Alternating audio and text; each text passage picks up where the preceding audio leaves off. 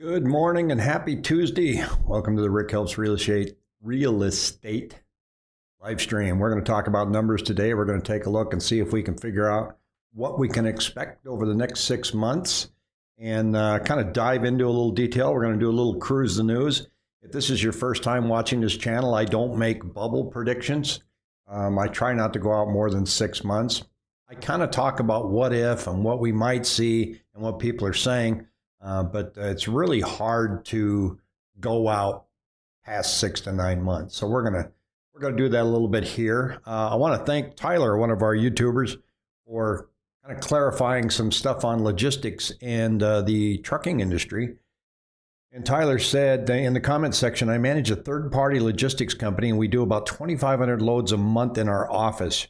Drivers' fuel and insurance costs have risen, and that's their bread and butter point, to ask for more on the rate. We negotiate on spot market daily for a percent of our business. But the rates have gone up well enough to cover those costs. The rate per mile on most over-the-road freight is up 40 to 50%. Any owner-operators on the road should easily be making six figures or they're doing something wrong. There has been a driver shortage for a long, long time, and it's been driven worse by all of what you mentioned. However, pay to the drivers has had to get more and more competitive. It used to be 50 cents a mile. That was good, above average pay for drivers. Now companies are offering 80 cents a mile. Wow, so there's a good example of wage inflation, right? So, and I appreciate, I love it when you guys send me some comments and let me know what's going on in the real world. Because, you know, some of the people we talk to don't know what they're talking about. So what do we see today in the Arizona market? For a Tuesday, we have 6,236 listings.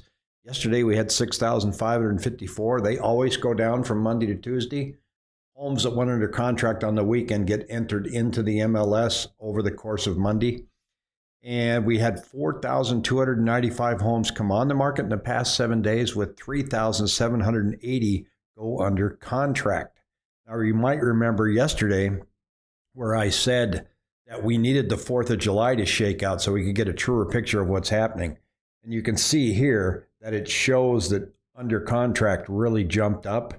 That's because these numbers down here were including the holiday weekend. So now that we're past the holiday weekend and a 7-day average, we get a truer picture, but there's still a gap.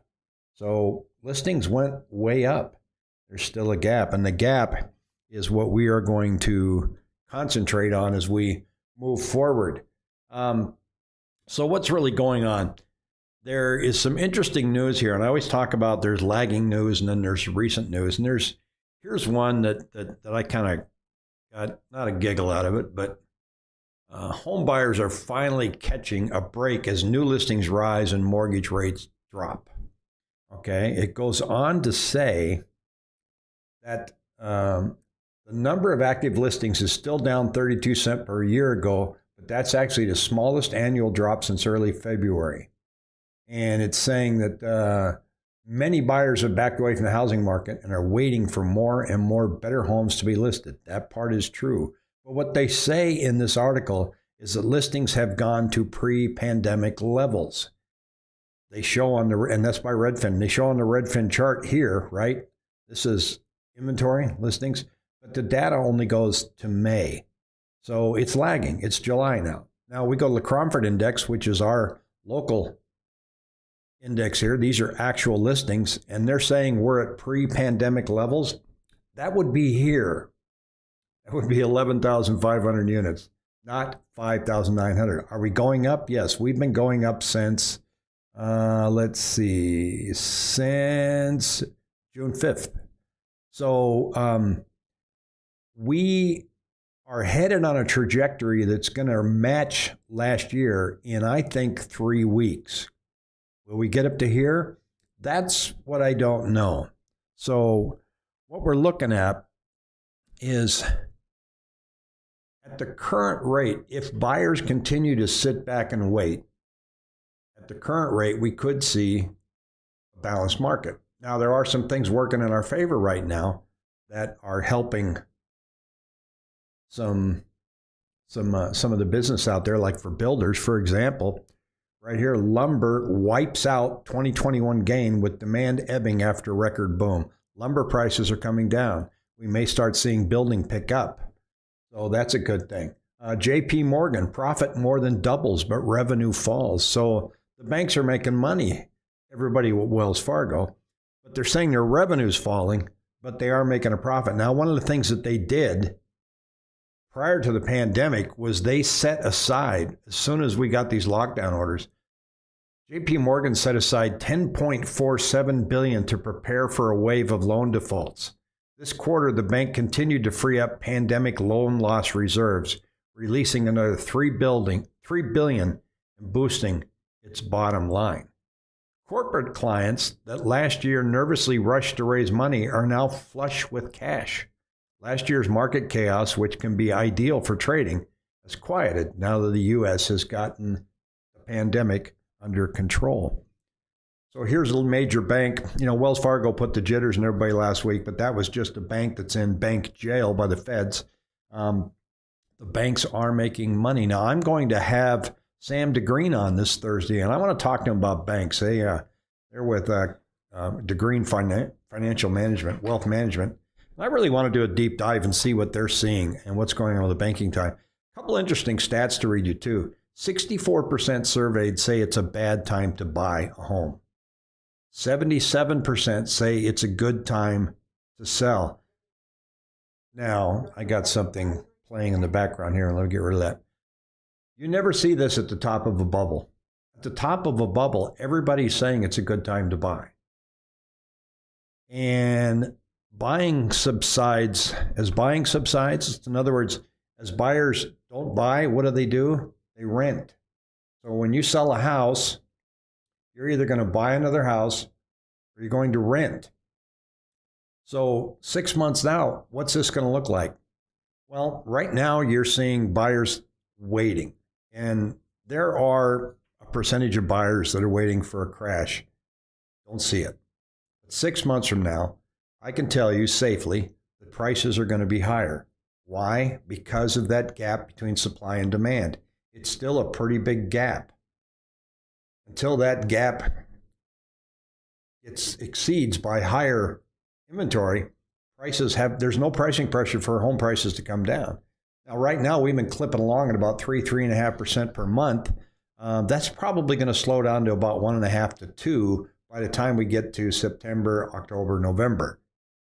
A safe 6-month prediction is that if we end up on our trajectory looking at the listings, if we end up here on, 13,000 units on the market, you could see us approaching a more balanced market.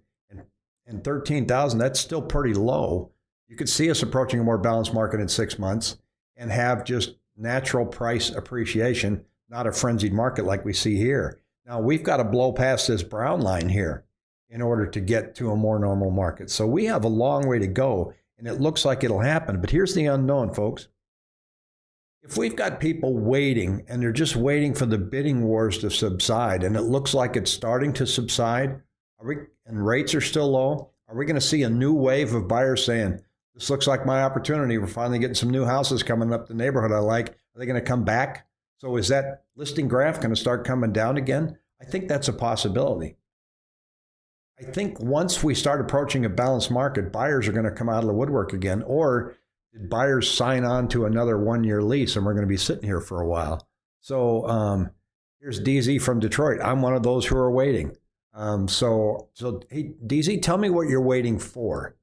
And I don't mean that in a contradictory way. I mean, are you waiting for prices to come down, or are you just waiting for the frenzy to stop? I would love to see it if we could just have a normal market and we could put houses on the market and we could go ahead and get multiple offers, but we don't have to have these people waiving the appraisal amount, making you pull more cash out, people waiving inspections. And I would love to see the corporate buyers back off and give us a chance here and stop swooping in with all this cash. They're doing that because they see buyers that can't buy. I mean, it's a perfect storm. They're making it impossible for first-time home buyers to buy, and they're forcing them to rent. Meanwhile, they're buying up the homes to use as rentals. How convenient is that? So buying homes and putting them up for rent is just going to make the whole situation worse because there's no availability. I've been pre-approved and waiting as well, waiting until I can buy at list. I don't want to have to waive inspections. DZ from Detroit says, bidding wars to stop. I would like pricing to lower, but every Arizona realtor is telling me pricing won't go down. Well, the data is telling you that pricing won't go down. The data is pretty simple. It all boils down to supply and demand, like I just said. So, make sure you're doing your research too and not just listening to silly old real estate agents. When you read things like Redfin, remember, it lags a couple months. I just showed you some data from May. So Realtor.com, they lag about 30 days. Case-Shiller is even worse. They lag about sometimes 90 days on their data. They're way off on their predictions. Remember, Case-Shiller came out this year and said that we were going to be down 3%. That's what they said in 2020. Rick, you just nailed it. Nailed why it's staying high. Thanks, JTs.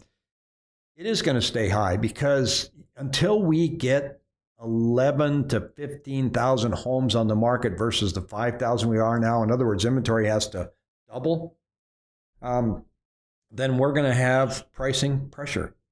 Just kind of like the trucking scenario I saw. They need truckers. They need people to haul things from A to B. In order to get them, they have to pay more. We need houses. We haven't built new houses in 10 years, and now we're paying the price because there's a huge pool behind us baby boomers that want to buy a house. It's a huge graph that goes up. It's as big as us, and we're not moving. I'm not going to assisted living anytime soon.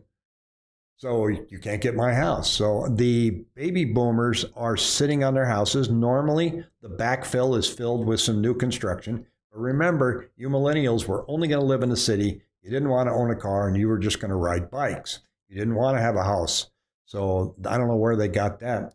Corporate buyers buying and renting over $2,000 a month.